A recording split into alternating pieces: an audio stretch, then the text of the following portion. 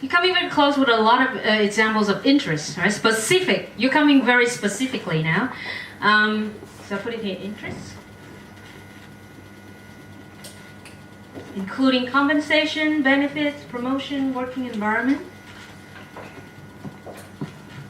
What else? Good career path. I put it in from it's something that the employee also want to know, to learn about how they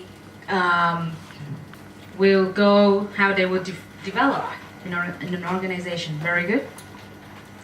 Now put yourself from the side of the employer, please. Do you think employers also have interests? Yes, they do. They have a lot, actually. Because here we're not talking about interests of the employees only, right? What else?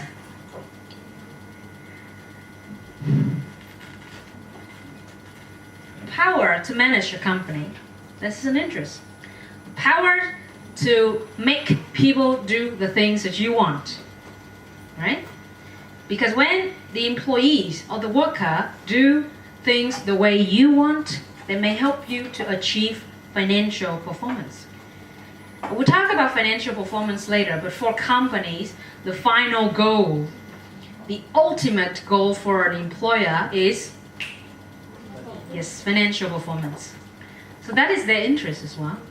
Is that right? That's the reason why for the bank, we call it interest rate, because it's it's not little sometimes. It's the money that you receive when you put your money in the bank and wait for it to grow bigger and bigger. And the part that is bigger, that is your interest. Now for the employer, it's the same. They also want the companies to grow bigger and bigger. Is that right?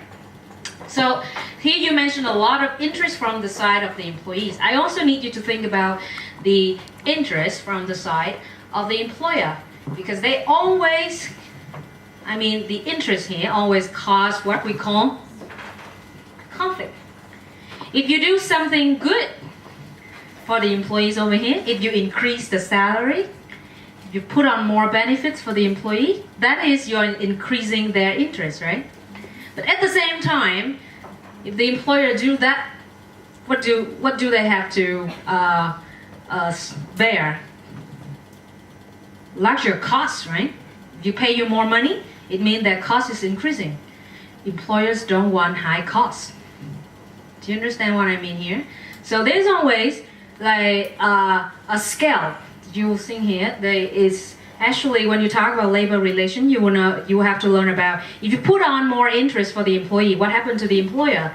If you put more power and more interest for the employer, what happened to the employees? And you have to manage to make sure that the interests are resolved. Because sometimes if you keep the conflict for many is there for many years, or probably just for many months, it could damage your business operation a lot. I know a lot of CEO, they're trying to have some conflicts in the organization because they think that the conflict will encourage the development of the company, but not in this way, please. Okay? If you have a lot of conflicts with your employees and they don't feel happy about you, they are dissatisfied with your company, they don't want to work, their motivation is very low, their morale is very low, believe me, they don't create effectiveness and they don't bring you financial performance. So we don't want to have conflicts between the employer and the employees at a very high level. No, we have to resolve them. And before you resolve them, you probably have to reduce it first, right? Reduce it and then resolve it. Resolve it means make it go away. Reduce it means you make it to become to go